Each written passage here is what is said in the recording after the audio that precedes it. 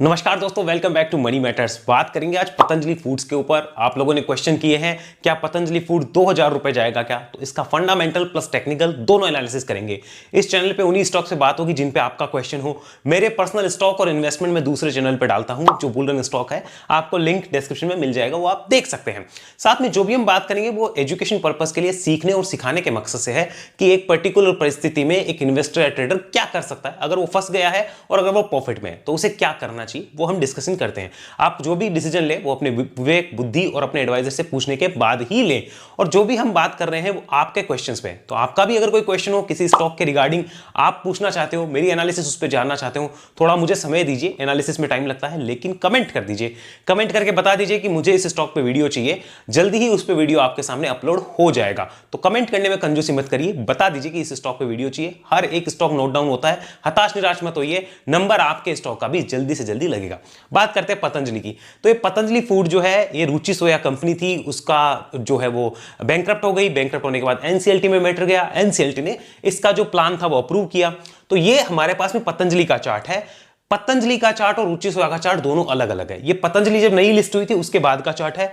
रुचि सोया का चार्ट अगर बीएससी पे आपको दिखाऊं तो बहुत बड़ा चार्ट है, बहुत लंबे टाइम का। उसके हिसाब से तो 16,000 का प्राइस बनता था, लेकिन वो एडजस्ट होने के बाद का चार्ट है, बैंकरप्सी के बाद। बट आप यहां पे देखिए पतंजलि के चार्ट को, तो यहां हमने दिख रहा है कि कंपनी ने 73% की एक बार गिरावट करी बड़ी रैली के बाद, फिर 49% की एक गिरावट हुई बड़ी वाली, फिर एक बड़ी गिरावट 43% की हुई। नाउ स्टॉक अगेन एक बड़े लेवल्स की तरफ जा रहा है। तभी लोगों को क्वेश्चन है क्या 2000 जाएगा क्या। सबसे पहले इसके फंडामेंटल्स के ऊपर कुछ बातें करना चाहूंगा। तो ये चल गए आपके सामने इस कंपनी के फंडामेंटल्स जो आपको दिख रहे होंगे अपनी स्क्रीन पे।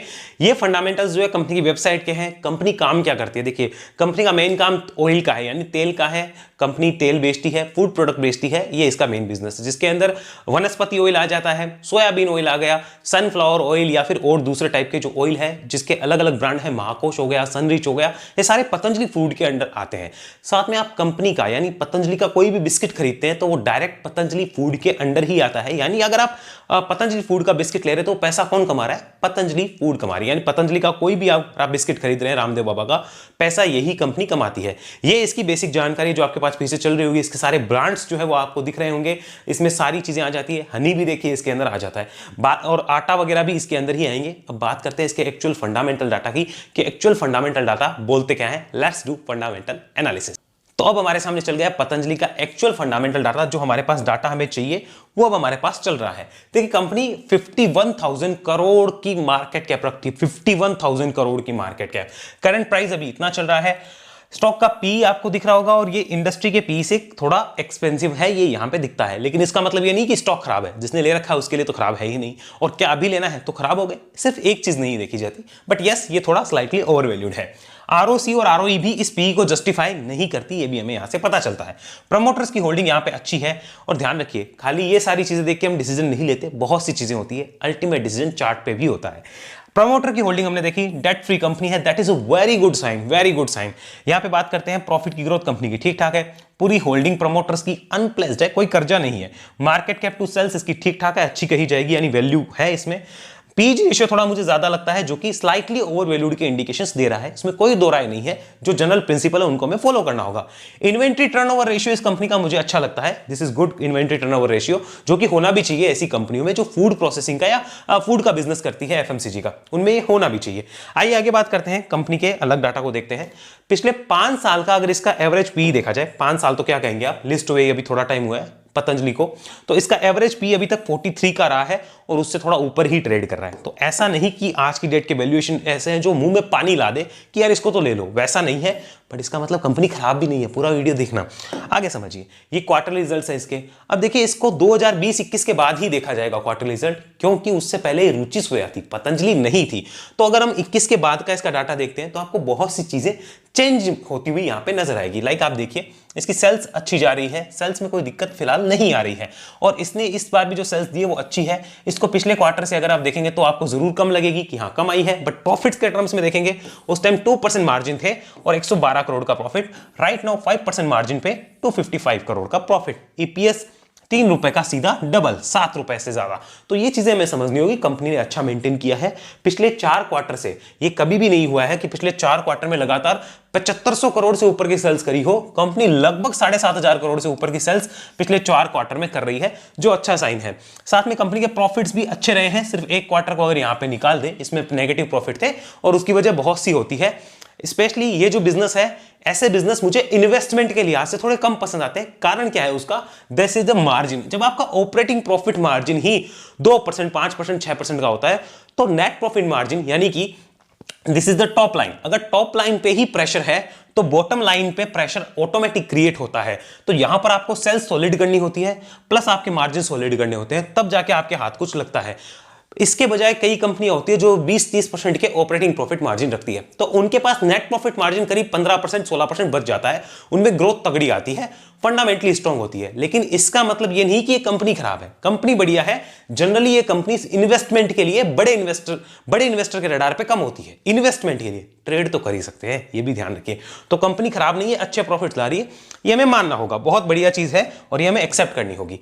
यहां बात करते हैं हम इसके ईयरली P&L की। ध्यान रखिए, अडानी विल्मर एक ऐसी कंपनी जो 13,000, 14,000 करोड़ की सेल्स करके भी 200 करोड़ का प्रॉफिट नहीं लाती, ये 7,000 करोड़ की सेल्स पे ला रही है, तो हमें समझना होगा डिफरेंसेस को। आगे देखिए, यहां पे बात करते हैं पिछले आप 3 साल का डाटा। यहां पे देखिए सेल्स की ग्रोथ जबरदस्त है, मुझे तो बहुत बढ़िया लग रही है। ऑपरेटिंग प्रॉफिट मार्जिन इसके ठीक ठाक है, मैं बहुत अच्छे नहीं कह सकता, बट प्रॉफिट तो अच्छे ही है, ये तो हमें मानना होगा। प्रॉफिट कंपनी अच्छे ला रही है। ट्रेलिंग 12 मंथ में भी 31,000 करोड़ की सेल्स पे 875 करोड़ का हाईएस्ट एवर, अगर हम ट्रेलिंग 12 मंथ का प्रॉफिट देखें तो वो पोस्ट कर रही है कंपनी, जो हमें एक्सेप्ट करना होगा। इससे पहले 886 करोड़ का प्रॉफिट था, यहां पर लास्ट ईयर कंपनी ने पोस्ट किया है। उससे पहले 800 करोड़ और 680 करोड़। ये वाला प्रॉफिट कोई प्रॉफिट नहीं है, बिकॉज यहां पे तो उस टाइम पे सेटलमेंट्स हुए थे, तो वो कोई प्रॉफिट में काउंट नहीं हो सकता, इसे आपको ध्यान रखना होगा। तो 2021 से ही एक्चुअली इसका डाटा बनता है, जहां पर कंपनी के मुझे तो यहां पे फंडामेंटल में कोई इश्यू नजर नहीं आता। ऐसा भी नहीं है कि फंडामेंटल बहुत अट्रैक्टिव है, कंपनी के मार्जिन 20-25% है, नेट प्रॉफिट मार्जिन यार 15-16% है, वैसा नहीं है। ठीक ठाक है, ओके है, खराब नहीं कह सकते। बाकी एफएमसीजी वाली कंपनियां जो है, जैसे अडानी विल्मर होगी, इसके साथ वाली जो कि तेल का ही मेन बिजनेस करती है, उनसे तो बहुत अच्छी है भाई साहब, उनसे तो बहुत अच्छी नजर आ रही है, हमें समझना होगा। आगे चलते हैं। यहां पर अगर इसकी सेल्स ग्रोथ वगैरह की बात करें तो देखिए 10 साल की देखने का कोई मतलब नहीं होगा, बिकॉज उस टाइम पे रुचि सोया थी। अगर अभी प्रॉफिट ग्रोथ आप 5 साल की देखें तो अच्छी, 3 साल की बहुत अच्छी, क्योंकि कंपनी के हाथ में ही 3 साल हुए। ट्रेलिंग 12 मंथ की ठीक ठाक नजर आती है, बहुत बढ़िया नहीं कह सकते। कंपाउंडेड सेल्स ग्रोथ यहां पे मुझे अच्छी नजर आती है, ये ओके है, बहुत खराब नहीं कह सकते, ना बहुत अच्छी कह सकते, लेकिन ठीक है। ये नॉर्मल कंपाउंडेड सेल्स ग्रोथ अच्छी मानी जाएगी अगर ट्रेलिंग 12 मंथ की देखी जाए। 3 साल और 5 साल की तो बहुत अच्छी हमें भी कहना होगा। नेक्स्ट चलते हैं, यहां पर इसके बैलेंस शीट पे एक इंपॉर्टेंट चीज आपको देखनी है। बैलेंस शीट पे 2021 के बाद में कंपनी के रिजर्व्स, ये देखिए शानदार तेजी।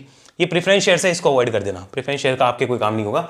बोरोइंग्स जो है उसको देखो, कंटिन्यूअसली इन्होंने बोरोइंग्स को है वो कम किया है और कम किया है, ताकि कंपनी को ब्याज की मार ना पड़े और ना पड़े।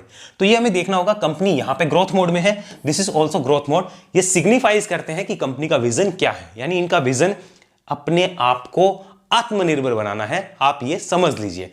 आगे बात करते हैं। नेक्स्ट हमारे पास आता है कंपनी का शेयर होल्डिंग पैटर्न का डाटा।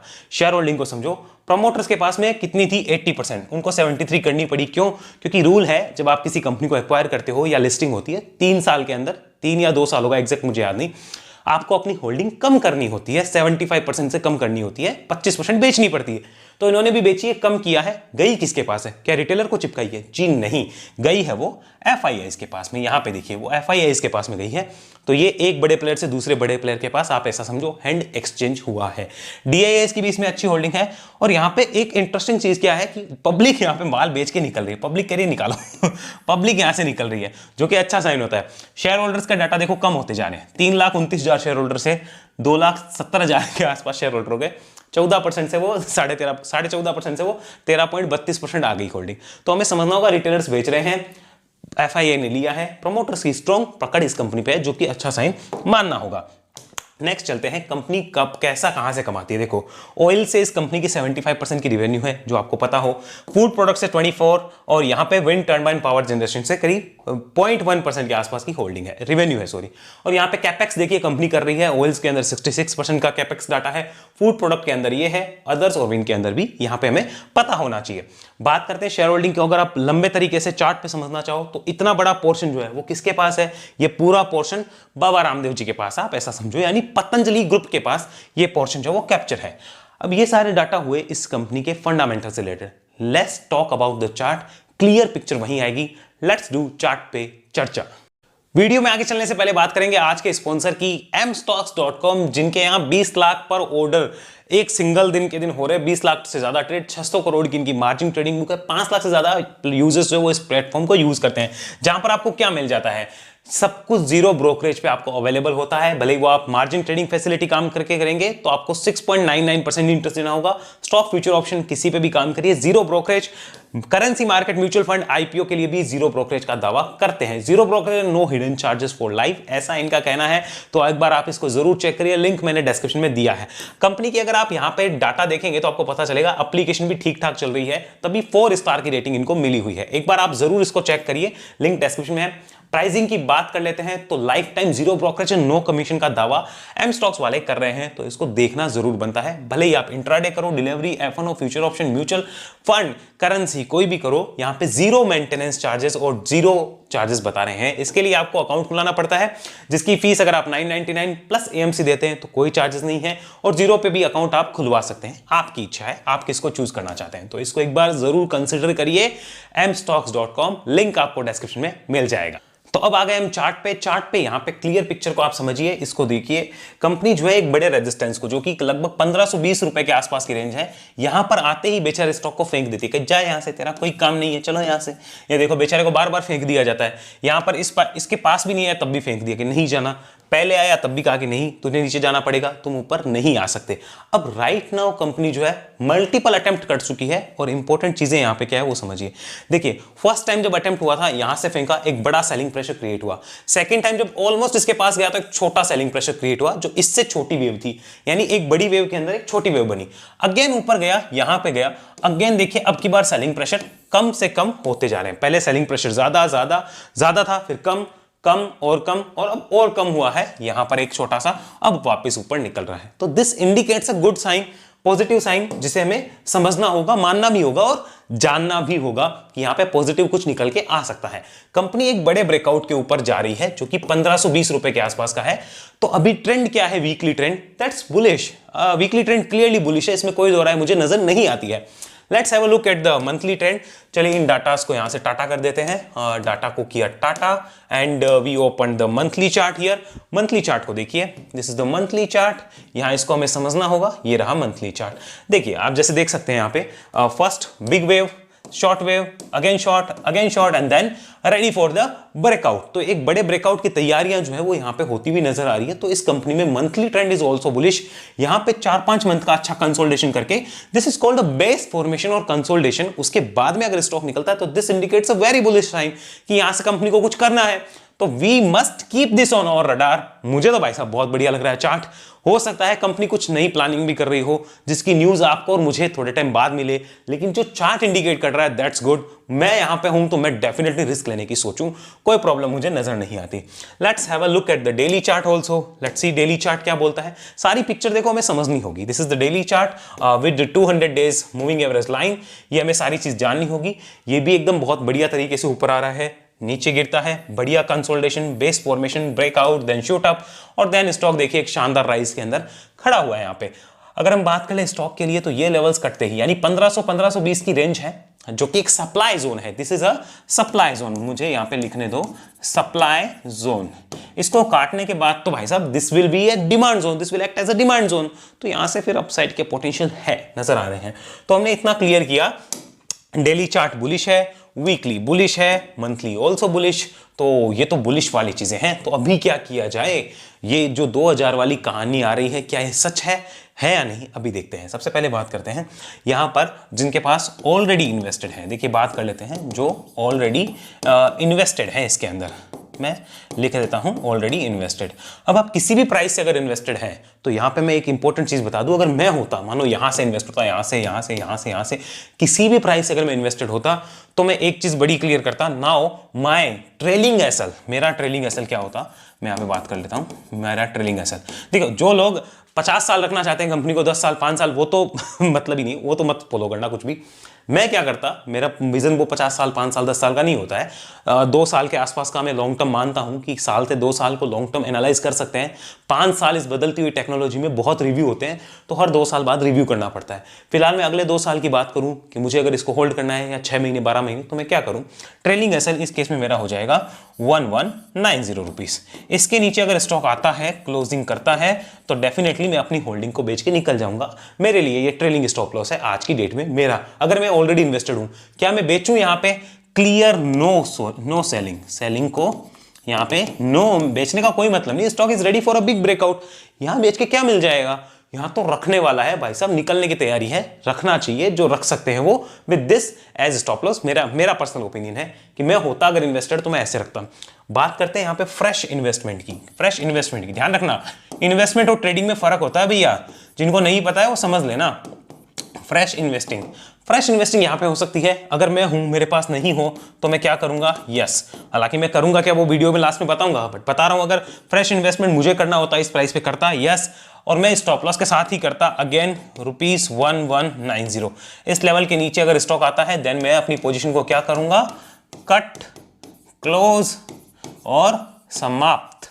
यहां पे लिख लो समाप्त, ये मैं कट क्लोज समाप्त कर दूंगा अगर इसके नीचे आता है तो। तब तक मैं यहां पे फ्रेश एंट्री भी कर सकता हूं, बिंदास कर सकता हूं, और इसके साथ बैठने की कोशिश भी करूंगा। हाँ, अगर मेरे को ये डर है कि यार अगर इतना नीचे आ गया मेरे बहुत लॉस हो जाएगा, तो क्वांटिटी मुझे कम करनी होगी। मुझे ये है कि नहीं, नीचे आया तो कोई दिक्कत नहीं है, I will be ready for booking losses, तो मुझे कोई प्रॉब्लम नहीं है। This is for me. Now the stock is ready for a great breakout. We must keep this on our radar. We must ask our financial advisor, भाई साहब entry लू क्या, वो बताएगा आपको। नहीं है तो मैं कुछ नहीं कर सकता, आस्क सेबी अबाउट दैट, और अपनी डिसीजन आप खुद ही लीजिए, क्योंकि सेबी कहती है वही ले सकता है। बात करते हैं यहाँ पे स्विंग ट्रेड की। Is there any swing trade opportunity? Swing trade, yes, swing trade की भी अपॉर्चुनिटी यहां पे नजर आती है, 100% नजर आती है। अभी कोई कर रहा है तो देखो, अभी ट्रेड एक्टिवेट नहीं हुआ है, ट्रेड एक्टिव होगा, ट्रेड अबोव किसके अबोव एक्टिवेट होगा, 1520 के अबोव एक्टिवेट हो जाएगा। इसके ऊपर क्या चाहिए अपने को, सस्टेन करना चाहिए स्टॉक। इसके ऊपर सस्टेन करता है तो ट्रेड एक्टिवेट हो जाएगा। उसके बाद में अगर वो ट्रेड एक्टिवेट हो गया तो उसके बाद में मेरे लिए तो ₹1300 हमारा सपोर्ट हो जाएगा। इसके नीचे आएगा तो मैं पोजीशन काटूंगा, वरना मैं पोजीशन नहीं काटूंगा। यानी 1520 के ऊपर गया तो 1300 मेरा क्या हो गया, सपोर्ट हो गया। इसके नीचे आया तो मतलब मेरा स्टॉप लॉस होगा, सिंपल सी बात है। और ऊपर में मैं राइड करूंगा। राइड का किसके लिए करूंगा, मिनिमम राइड मेरा 1650, 1780, 2 टारगेट के लिए मिनिमम राइड में करने की प्लानिंग कर रहा हूं। ये मेरा मिनिमम टारगेट है। हालांकि कोई जरूरी नहीं है इस पे ही है, हो सकता है 1750 पे कोई निकलना चाहे, that is totally different thing, वो अपनी मर्जी है। लेकिन ये 2 अपसाइड पोटेंशियल के गेट जो है वो इस लेवल के ऊपर आने के बाद खुलते हुए इसमें नजर आएंगे विद दिस एज और इंपॉर्टेंट सपोर्ट। और ये जो बात चल रही है कि रुचि से 2000 जा सकता है, that is totally true. Yes, 2000 possible, but उस केस में आपको ट्रेलिंग स्टॉप लॉस के साथ काम करना होगा। बिल्कुल पॉसिबल है, क्योंकि बड़े ब्रेकआउट के पास निकल रहा है, 2000 पॉसिबल है। उसमें आपको ट्रेलिंग स्टॉप लॉस के साथ काम करना होगा। जैसे ट्रेलिंग स्टॉप लॉस कैसे, मान लीजिए यहाँ पे किसी ने ले रखा है, अभी उसका स्टॉप लॉस है 1520 आया, स्टॉप लॉस 1300 हो गया। फिर मानो 1650 आया तो स्टॉप लॉस उसने 1520 कर दिया। 1780 आया, स्टॉप लॉस 1650 कर दिया। फिर 2000 आया, अपना प्रॉफिट बुक कर लिया। अब इसका मतलब ये नहीं कि आप बीच में कोई प्रॉफिट बुक ना करो, आप बिल्कुल कर सकते हैं। 1650 आया, आधा बुक किया। इधर आया, आपने थोड़ा कहा चलो और लेते हैं, 2000 आया, पूरा बेचा। इस तरीके से किसी भी स्टॉक में प्रॉफिट बुकिंग होती है, एक बार में नहीं किया जाता जब आप बैठते हो स्विंग ट्रेड के लिए, इन्वेस्टमेंट के लिए। तो क्लियर है, ये सारी चीजें आपको समझनी होगी। राइट नाउ किसी के पास है तो सिंपल सी बात है, 1190 इस लेवल के नीचे आता है तो दिक्कत है, समस्या है, परेशानी है, प्रॉब्लम है, चिंता है, भय है, दुख है, तनाव है, सारी चीजें हो जाएंगी इस लेवल के नीचे। तब तक कोई दिक्कत नहीं है। तो आई होप आपको सारी चीज क्लियर हुई है। स्क्रीनशॉट आप ले सकते हैं अगर लेना चाहे। एंड मेरी एक रिक्वेस्ट है, do not go for these target. आपको जरूरी नहीं है 1650 से 1640 आए, आपको दिख रहा है कि यार यहाँ पे कुछ हो रहा है, रिवर्सल के चांस आ रहे हैं, बुक करो ना थोड़ा बहुत प्रॉफिट, क्या दिक्कत है। थोड़ा बहुत अपनी भी मेहनत आपको करनी होगी। तो ये सारी चीज आप नोट डाउन करना चाहें कर सकते हैं। स्विंग ट्रेड वालों के लिए बता दिया, जो हमारा इन्वेस्टमेंट है उसके लिए बता दिया कि इन्वेस्टर वाले क्या कर सकते हैं, ऑलरेडी इन्वेस्टेड है तो बता दिया क्या कर सकते हैं। सारी चीज मैंने एनालाइज करी है, अपनी तरफ से पूरा देने की कोशिश की, फिर भी कोई गलती रह गई हो तो क्षमा करने का कष्ट आप जरूर करिएगा। ऐसी एनालिसिस अगर आप सीखना चाहते हैं वेब एनालिसिस में आइए, जहां 1-to-1 आप मेरे साथ सीखते हैं, लाइव क्लास होती है, 1-to-1 आप मेरे साथ सीखते हैं। एक टाइम पर मैं एक इंसान को सिखाता हूं, 1.5 से 2 महीना आपको मुझे देना होगा, आपको प्रॉपर ट्रेनिंग मिलेगी, आप 1-to-1 लाइव मेरे साथ सीखेंगे। उसके बाद लाइफ टाइम आप हमारे ट्रेंडीज डिस्कशन ग्रुप का पार्ट बन के रह सकते हैं, जहां मेरी इंपॉर्टेंट अपडेट और जो हमारी एक्सपीरियंस रिलेटेड चीजें होती है वो मैं वहां पोस्ट करता रहता हूं। साथ में मेरी काफी इंपॉर्टेंट अपडेट वहां आती रहती है। तो जुड़ना चाहें जुड़ सकते हैं वेब एनालिसिस के लिए। कोई भी डिटेल चाहिए वेब एनालिसिस की, इस नंबर पे कॉल आप कर सकते हैं।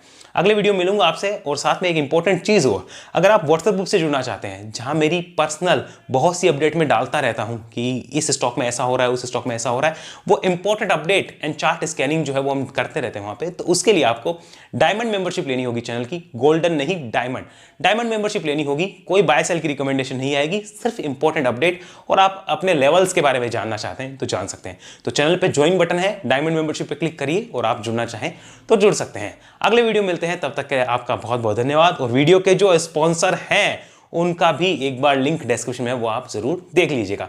जय हिंद, जय Bharat. Investments in securities markets are subject to market risks. Read all the related documents carefully before investing.